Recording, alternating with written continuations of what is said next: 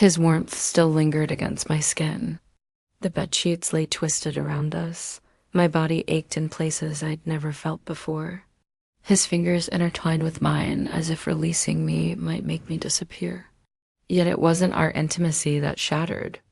Something inside me. It was the words he spoke afterward. I never planned to fall for you. If you're curious about how we reach this moment and what happens next, make sure to hit that like button and subscribe for more tales that simmer slowly, strike deep, and never release their hold. I should have sensed trouble the instant my father appeared at my door. Not with a simple entrance or phone call, but knocking like a complete stranger, like someone terrified of my response. I was still wearing my nightgown when he stepped inside. His posture slouched, necktie askew, eyes glazed with something unidentifiable. Shame, terror, perhaps both. Get dressed warmly, he instructed. You're departing tonight. I stared blankly. Departing to where? You'll comprehend once you arrive. His voice fractured on those final words. That marked our last encounter, the helicopter. Ride past in complete silence. Not because words failed me, but because the figure seated beside me in his pristine black suit, wearing sunglasses despite the midnight hour, refused to utter a single syllable. No introduction, no destination, no explanation. Only the constant hum of rotating blades and icy wind whistling through the aircraft's metal frame. I gazed at my reflection in the window. 21 years old, working as a seamstress, raised in a town so tiny it lacked even a bus terminal. Now soaring toward an unknown destination with a man who appeared to have emerged from some corporate underworld. They had confiscated my phone and luggage. All I possessed was a small carry-on case and a heart thundering like artillery. We touched down at sunrise. The island emerged through thick fog, razor-sharp cliffs jutting from the ocean like charred talons. A solitary estate perched at the summit, constructed from stone and shadows, its windows glowing amber as if containing restless spirits.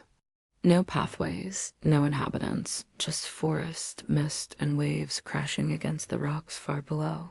The atmosphere carried scents of brine and peril. A row of uniformed staff waited silently at the landing pad. Not one mobile device visible, no vehicles running. This wasn't a residence. It was a fortress. Move forward, commanded the suited man beside me. Those were his first and final spoken words. So I proceeded through iron barriers, down a corridor of marble and cedar, until I found myself in a bedroom larger than my entire childhood home in Ellensburg. The bed was adorned with cream silk. A single gown hung from a closet hook, white. Floor-length, vintage lace, a bridal dress. I retreated from it as if it posed a threat. Put this on. The voice emerged from behind me. I turned around. Leon Hart stood leaning against the doorframe as though he'd been there eternally, arms folded across his chest, dark shirt unbuttoned at the neck. He appeared costly, threatening, and completely indifferent. Absolutely not. My voice emerged, weaker than intended. You've already given consent, he responded icily. Or rather, your father did. Same thing. I studied him intently. Why? He angled his head, jaw tightening. Because he was indebted to me, and I always collect what's owed. The chapel was built from ancient stone and even older quietude. No clergy, no promises, no melody. Just a notary and Leon, and me standing in a dress that belonged to someone else, wearing shoes that didn't fit properly, remaining silent as my signature was recorded in a contract like livestock. My hands trembled uncontrollably. I attempted not to weep. I failed. I told myself to endure. Simply endure. Then Leon moved closer. His hand didn't reach for mine. Instead, he leaned forward, his breath touching my ear. You're not my wife. He whispered low and steady. You're my punishment. The chapel felt frigid, but my spine burned. He stepped backward. The notary acknowledged. It's finished. Back in the corridor, I attempted one final question. Why confine me here? I asked. Why an island? Why no phones? Why no options? He paused on the staircase, partially illuminated by the flickering chandelier overhead. His gaze met mine, and for a brief instant, I thought I witnessed something crack. Not remorse, not tenderness, just fracture. Because I don't trust the world, he said quietly, and I don't trust myself not to release you. Then he departed. I didn't rest that night. I lay awake in the silk prison he provided, listening to wind howling through stone barriers, wondering what kind of man transforms a wedding into captivity, and what kind of woman seals the bars shut with her silence. I awakened to the sound of the ocean hurling itself against the rocks. Not birds, not breeze, just violence. Constant, rhythmic, as if it had grievances to settle with the cliffs. The silk sheets wrapped around my legs like vines. For a moment, I forgot my location, then reality struck me like freezing water. I was wed to a stranger on an island with no escape. I pushed open the French doors to the balcony. Fog clung to the stone like spider webs. From this height, I could see the steep drop. No barrier, no shore, just jagged black stone and endless turbulent gray. Ashenmore. The name left a bitter taste. I searched the room for my phone. There wasn't one. No landline, no television, just a fireplace, a vanity table, and a wardrobe full of clothing that didn't belong to me. When I entered the hallway, I discovered the same eerie stillness stretching, like a noose. The entire mansion was too quiet, too perfect, like a museum or worse. A tomb down at the bottom of the stairs, a man in a dark vest blocked my way. I'd like to speak with Mr. Hart, I said, attempting to keep my voice steady. He remained silent. He simply gestured down the corridor, then turned and walked away. I located Leon in a sunroom of glass and stone. He sat alone, drinking black coffee, eyes focused on a stack of documents. He didn't acknowledge my entrance. I waited. He remained silent. I stepped closer, barefoot against cold marble. I want to leave, I stated. Whatever arrangement my father made, I never agreed to it. He turned a page, sipped his coffee. This isn't about your agreement. This is about honoring a debt. I'm not a debt, I'm a person. That's questionable, he muttered. That was my breaking point. My hands clenched at my sides. You're revolting. Finally, he looked up. I'm pragmatic. That's not identical. I tested every door in the house. Locked. The main gates, wrought iron and flanked by 2 silent guards, opened only with Leon's biometric. Scan. The staff, maids, a butler, a gardener, never spoke. Not to me, not to each other. There were no vehicles, no boat dock. When I climbed to the rooftop terrace and scanned the horizon with binoculars I found in the observatory, all I saw was sea and fog and more sea. The isolation wasn't accidental. It was intentional. That evening, dinner was served in a grand dining room with 15 chairs. Only 2 were occupied. Leon arrived precisely at 7. Black suit, sleeves rolled, no tie. He said nothing as he cut into a steak I couldn't bring myself to touch. I pushed my plate away. What do you even want from me? He didn't look up, but I saw his jaw twitch. To ensure you stay alive long enough to learn how to be significant. I shoved my chair back, heart pounding. I'm already significant. He glanced at me then, eyes like fractured steel. Not to me. Not yet. After dinner, I retreated to my room and locked the door. Not that it would prevent him if he wanted entry. He didn't. Instead, at precisely 10 o'clock, I heard a gentle knock. I opened it to find a tray on the floor. Chamomile tea. A handwritten note in neat masculine script. The guards are instructed not to harm you. You are safe here. You're not free. No signature. I stared at the words, so long they burned into my memory like a brand. The following morning, I tested the boundaries. I wandered through the library, found a globe from 1912, a locked cabinet full of liquor, and a piano so pristine it couldn't have been played in years. I lifted the fallboard, ran my fingers over the keys. CGAF, my favorite sequence. I played it like muscle memory, then softly from behind. That was my mother's favorite too. I jumped. Leon stood in the doorway, sleeves rolled up again, tie. Gone, eyes shadowed. He looked less like a CEO now, more like a man who hadn't slept. You play? I asked. Not anymore. Why not? She died on this island. I haven't touched the keys since. A long pause. Then he said, "You're the first person to make music here in years." That night, I dreamed I was running through halls that stretched into fog, past mirrors that didn't show my reflection. Someone was chasing me, or maybe I was chasing someone else. I woke gasping, drenched in sweat, the silk sheets twisted around me like restraints. In the darkness, I swore I saw a figure outside my door, not moving, just standing there. The next day, the weather turned violent. The sea roared so loud it shook the glass. I stood by the window in one of the heavy sweaters I'd found in the closet. The hem brushed my thighs. The sleeve swallowed my hands.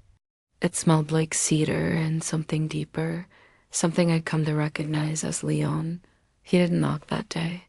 He didn't leave a note, but later I found a second mug beside the kettle, still warm. The first time I saw the scar, it was by accident. I'd taken a wrong turn after breakfast, if you could call dry toast and a glass of silent eye contact breakfast. I was looking for the conservatory. Instead, I ended up outside a room with the door cracked open. Inside was Leon, shirtless, standing, with his back to me, speaking low into a secure landline phone, one of the only working devices I'd seen on the entire island. And there it was, a jagged scar running from his left shoulder blade down to the curve of his spine. Deep, ugly. It looked like it hurt to live with Dot. He turned slightly. I ducked out of view like a coward, heart hammering. Not because I was afraid he'd seen me, but because for one irrational, infuriating second, I wanted to touch it. That afternoon, I found him in the greenhouse alone. No phone, no guards, just sunlight slicing through glass and dust, casting golden lines across his sharp features as he inspected a dying orchid. "You scared of flowers now?" I asked. He didn't look up, only the poisonous kind. "Then we should get along great." That made him pause. He straightened, brushing soil from his fingers. "You're trying to provoke me?" "Trying?" I arched a brow. "No, Leon, I think I'm succeeding." A beat. Then he smiled, barely. "Careful, Aaron. You keep poking the lion. One day he'll bite." "What if I want him to?" The words slipped out before I could stop. Then his smile vanished. "You don't know what you're playing with," he said low. "You think this is a game? You think I keep you here for fun? Why do you keep me here?" I asked, voice quieter now. "Because of my father, because you're angry at the world, or because you don't know how to let go?" He stared at me for a long time, then walked past me. Just before the door closed, he said over his shoulder, "I keep you here because I don't trust what would happen if I didn't." Later that night, I found a photo. I was in the West Wing, wandering hallways I wasn't supposed to be in. Most of the doors were locked. One wasn't. Inside a study smaller than the others, less cold. A worn leather chair, a fireplace that smelled of ash, a wall lined with books that looked touched, not staged. And on the desk, a framed picture. Leon, younger, maybe late 20s, standing beside another man, tall, trim, smiling in a way Leon never did. Behind them, a charity gala banner, Same eyes, same jawline. His brother. I set the frame down gently. Underneath it, in a drawer slightly, ajar, lay a yellowed newspaper clipping. I couldn't help reading the headline. Industrial explosion on mainland. One dead, one critical. I didn't get to read more. Put it back. Leon's voice cracked through the air like a gunshot. I spun around. He stood in the doorway, jaw tight. I wasn't. You were. He stepped in, took the clipping from my hand, and shoved the drawer shut. That's not yours to read. You think I care about some article. I care about you being human for once. His eyes flared. You want the truth, Aaron? Fine, he pulled open his shirt, let it hang off one shoulder, exposing the scar in full daylight. I was inside that building. It collapsed. I crawled out with half my back open. The man who died was my brother, and the only reason I lived was because I was a coward who ran when he stayed behind. The room spun. I stared at the scar, not out of pity, but because I could feel it, like it belonged to me now too. I'm sorry, I whispered. He pulled the shirt back up, voice cold again. Don't be. I'm not. Why show me? Because you're not going to run. Are you, Aaron? My lips parted. No. That night the sea was calm for once. I sat on the balcony with one of the books from his study. I couldn't sleep. Not with his story wrapped around my spine like ivy. Pain like his didn't just vanish. It hid. And I wondered what else was hiding inside the man who drank his coffee like it was poison and stared at me like I was the antidote. He didn't believe in. A knock came at the door. I didn't move. After a pause, I heard something slide beneath it. I crossed the room and picked it up. A page from an old ledger. On it, Leon's handwriting. The debt is paid. You don't owe me anything. But I'm the one who can't seem to let go. The thunder started around midnight. It didn't rattle the windows. It shook the walls. Rain slashed sideways against the panes.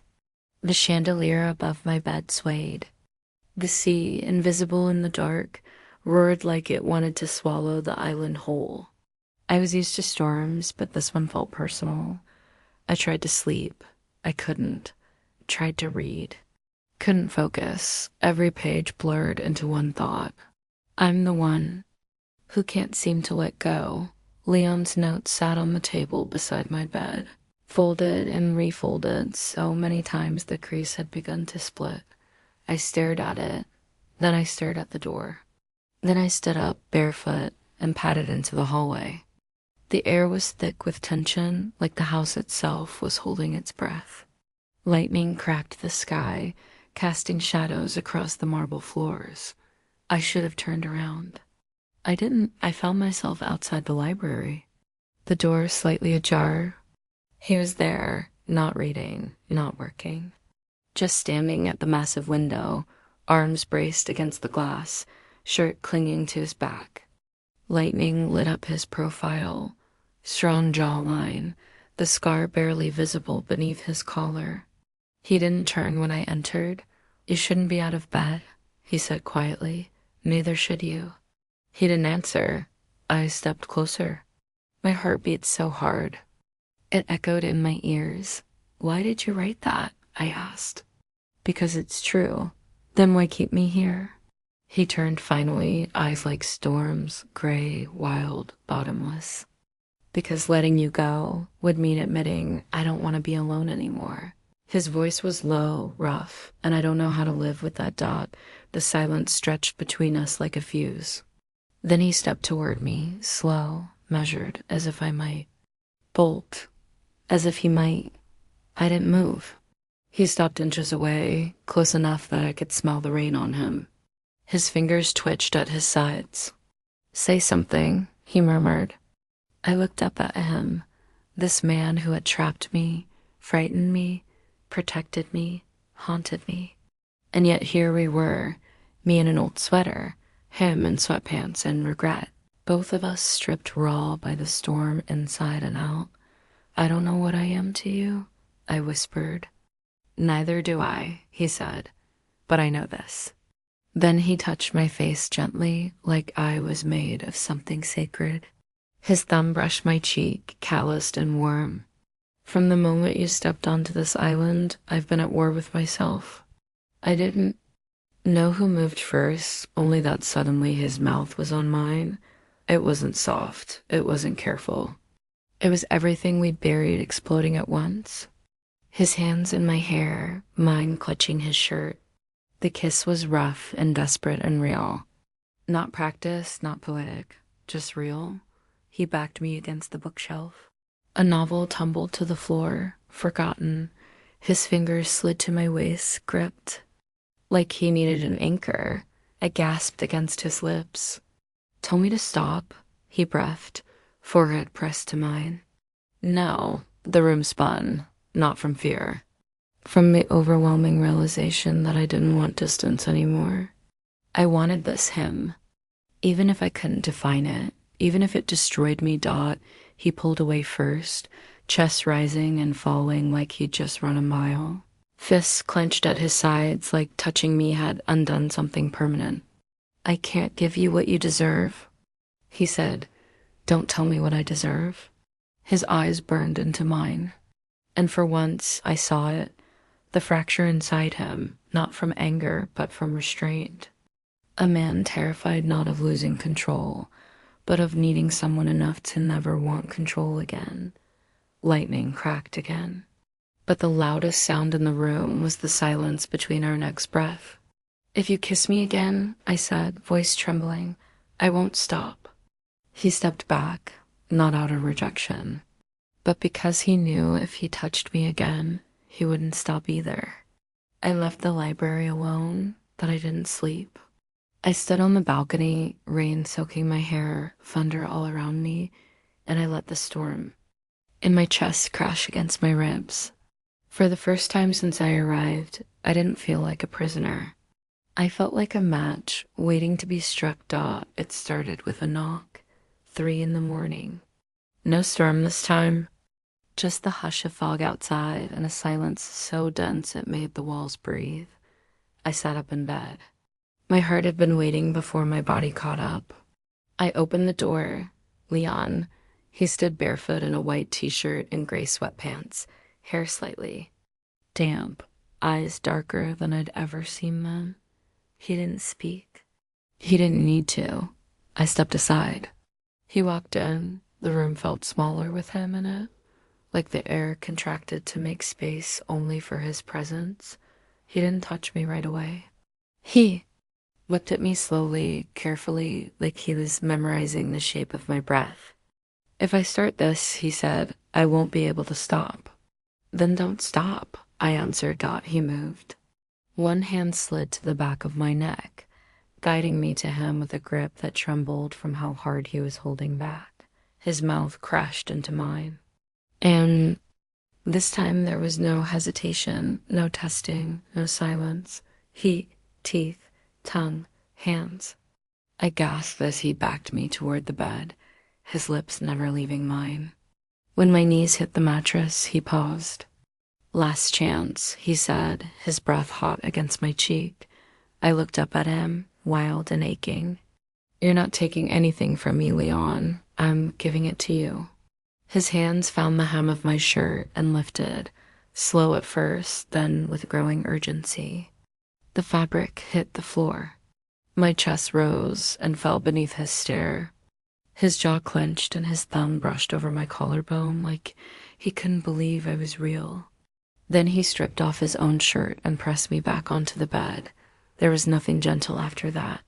His mouth was on my throat, his hands in my hair, his body pressing mine into the mattress with a hunger that had been caged too long. Every part of him was heat, skin, muscle, breath, and every part of me answered like I'd been waiting for this all my life and hadn't known it. My legs wrapped around him as he kissed down my ribs, every inch of skin burning under his mouth. When he reached the waistband of my shorts, he looked up. Okay, yes, I breathed. Say it again. Yes, he didn't undress me. He unwrapped me like something he'd waited to. long to touch. My breath caught as his fingers traced the inside of my thigh, a path lit by fire and anticipation. Then he was inside me. It hurt, sharp and real and grounding.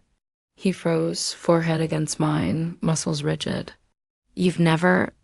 No, he swore under his breath. I'll go slow. Don't, I whispered. I want to feel everything. And I did. Every inch, every thrust, every sound that broke between us. My nails dug into his back. His name tore from my lips. His lips found mine again, not to claim, but to stay connected. Like if he didn't kiss me, we'd break apart. There was no talking now, just motion, just heat, just skin, just fire. When I came, it was with his name on my tongue and his hand. In mine. When he followed, it was with a sound I'd never heard from him before. Raw, unfiltered, human. He collapsed beside me. Our limbs tangled, our breath heavy. Silence returned, but not the empty kind. This silence was full, like after a storm, like a truth finally told. Minutes passed, then he turned to me, propped on one elbow, brushing my hair from my face. I didn't mean for this to happen. Neither did I. But I can't, he swallowed hard. I can't go back to before. Then don't. He looked at me like I was a decision he was afraid to make, but already had. You've ruined me, he whispered. Good, I whispered back. He stayed the rest of the night, not curled away, not on the couch, not distant, right there. Arm around my waist, heart against my back, breath steady. When I finally fell asleep, it was to the sound of his heartbeat under my ear. No fog, no storm, just him. I didn't plan to leave. Not at first. Not after that night. But morning came with clarity and a coldness I hadn't expected. Leon was already gone when I woke. No note, no trace, no warmth left in the sheets. Only the memory of his hands and the sound of him whispering, "You've ruined me," before vanishing like he always did into silence and power and walls I couldn't see through. Maybe it was guilt. Maybe it was fear. Maybe it was the terrifying possibility that I had given him everything and now had nothing to hold on to. I found the girl in the linen hall. Dark hair, quiet eyes. She looked no older than I was. She was folding towels when I asked, "Has anyone ever left this island?" She froze. "You don't have to answer," I said quickly. "Just blink once for yes." She blinked. "Was there a way out?" She hesitated, then nodded once, a slow, trembling movement. Then she walked away without another word. I'd unpack. That would have made it feel real. I didn't write a letter. That would have made it feel final. I just slipped on boots and a coat from the hall closet and followed the direction she'd left me, scratched lightly into the edge of a linen cart. North Bluff, past the greenhouse, down the cliff path. Low tide only. Low tide was now. The sky was bruised, the wind sharp. Mist clung to the path like warning tape. I climbed down the side trail she'd marked with a broken branch. The rocks beneath my boots were slick, but I didn't care. Salt air stung my cheeks. My breath came ragged. My hands were scraped and dirty, but I was moving. I was choosing. And then I saw it. A boat, small, hidden beneath a black tarp, tucked behind a curtain of hanging vines near the base of the cliff. My hands trembled as I pulled the tarp back. "Where are you going, Aaron?" His voice didn't sound angry. That made it worse. I turned. Leon stood on the rocks above me, coat flapping in the wind, eyes unreadable. How long had he been watching? "You said I was free," I said. "After that night, you said I didn't owe you anything." "You don't. Then let me leave." He descended slowly, boots careful on the rock.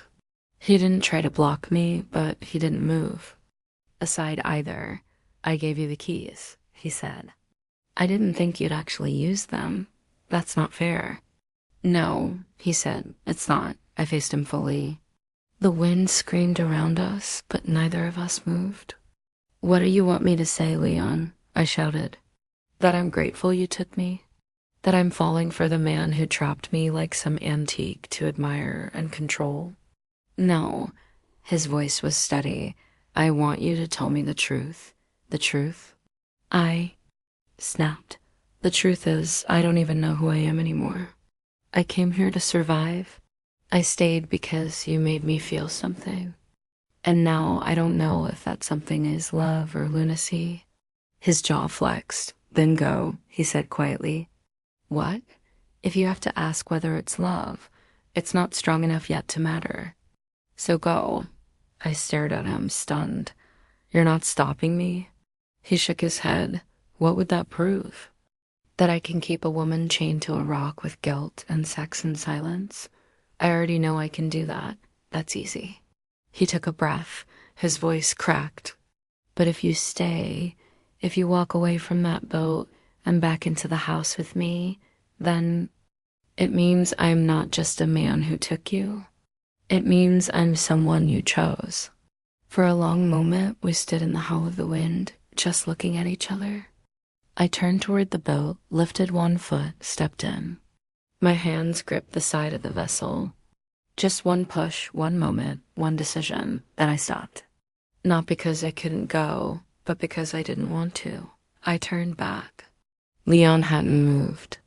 His face was stone, waiting to break. I walked to him step by step, the wind biting, my throat burning. And when I reached him, I placed my palm on his chest, over his heart. It was pounding hard. "You think this is easy for me?" I whispered. "Choosing you? It shouldn't be," he said. "I wouldn't trust it if it were."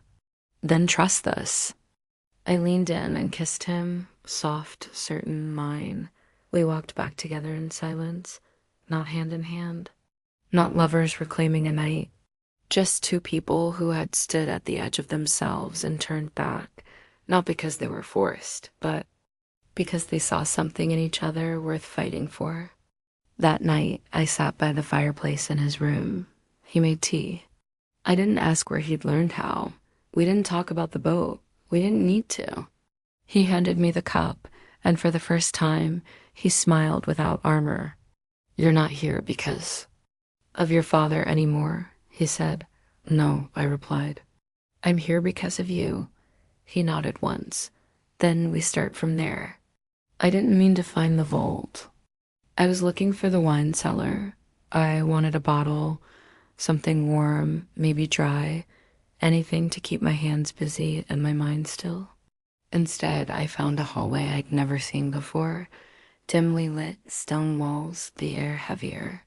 At the end, a steel door flush with the wall, disguised behind a hanging tapestry of the Ashenmore crest, a serpent curled around a torch. It wasn't locked. That should have been my first warning.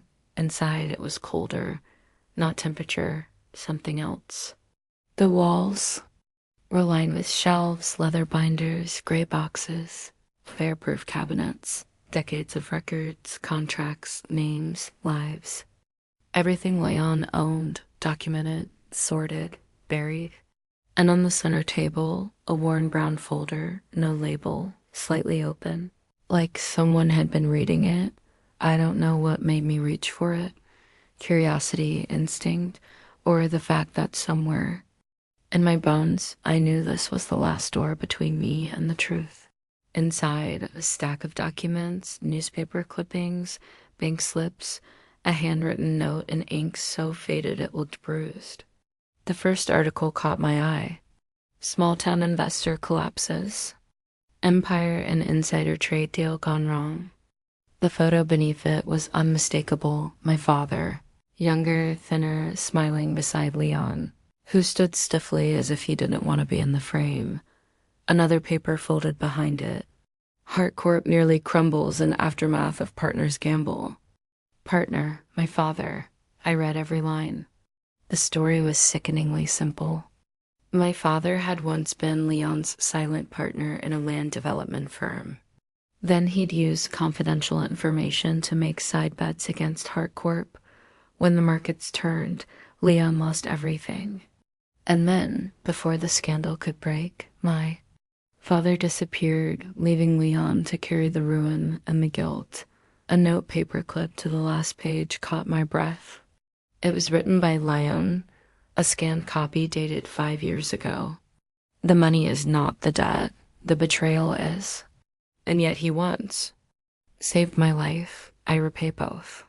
My hands trembled as I closed the folder. Everything made sense now. Leon hadn't just bought me out of anger or entitlement.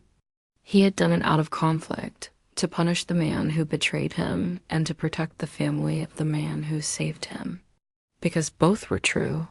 Because nothing about love or hate is ever clean. He found me standing in the vault. He didn't ask how I got in. He just stood there, quiet, waiting. "You kept everything," I said. "I forget nothing. Why didn't you tell me?" "Because I didn't want you to see him that way." "You mean a thief?" "No," he said, "a coward." I turned to him. The weight of every truth between us now laid bare. "You took me to hurt him at first." And then he looked at me like the answer was a wound. "Then I took you because I couldn't walk away." I swallowed. "You didn't just want repayment. You wanted absolution." He didn't answer, but he didn't have to. We left the vault in silence. Back in the main hall, the sun had begun to rise. Light streamed through the stained glass above the staircase, throwing color across the marble floor like fire through a prism. I sat on the third step. He joined me. "I hated you," I said quietly. "When I got here, you were right to. But you never touched me, never forced me." "I forced your world to shrink until I was the only thing left in it," he said. "It's not any better. But I chose you in the end." He looked at me, something soft flickering behind his eyes. "You shouldn't have had to." I reached for his hand. He didn't pull away. "Tell me something true," I whispered. "Just one thing that no one else knows." He thought for a long moment. "Then I've never been able to." "Listened to piano music since my brother died until I heard you play." I looked down. "That wasn't a song. It was just a few notes I learned as a kid. Doesn't matter." He squeezed my fingers. It brought something back. Later that evening, he brought me to the edge of the cliffs. No guards, no agenda. Just the two of us, the wind and the sea. "There's nothing left to run from," I said. "Not even me." I turned to him. "Especially not you." He exhaled like the breath had been caught in his chest for years. "Then stay. Not for guilt, not for obligation. Stay because we're both better. When we're broken together." I stepped into his arms. And this time, it wasn't about ownership or redemption or repayment. It was just about us, what we'd survived, what we were still building, and what somehow we might just deserve. The key sat in my palm like it weighed 100 pounds, smooth, silver, cold. Leon placed it there after breakfast without ceremony or warning. We were in the library. Sunlight spilled over the bookshelves like spilled honey. I had just finished my tea when he reached into his pocket and set it between us. "It's for the helipad vault," he said. "Inside there's access to the communication tower and an emergency satellite phone. Call anyone you want. Charter a flight. The guards will let you pass." I stared at him. "Why now?" "Because I need to know." His voice was quiet, stripped down. "If you're here because you love me or because I've made it impossible to imagine anything else." The truth was, I didn't know. Not fully. Not until I walked all the way to the edge of the cliff path, past the greenhouse, past the chapel, past the place where the wind always howled like the ghosts of choices unmade. I stood with the key in my hand. The tower door 10 feet away. I looked at it, and then I closed my hand around the key tight, turned around. Leon was waiting in the chapel. He hadn't followed me, hadn't called. He was sitting in the front pew,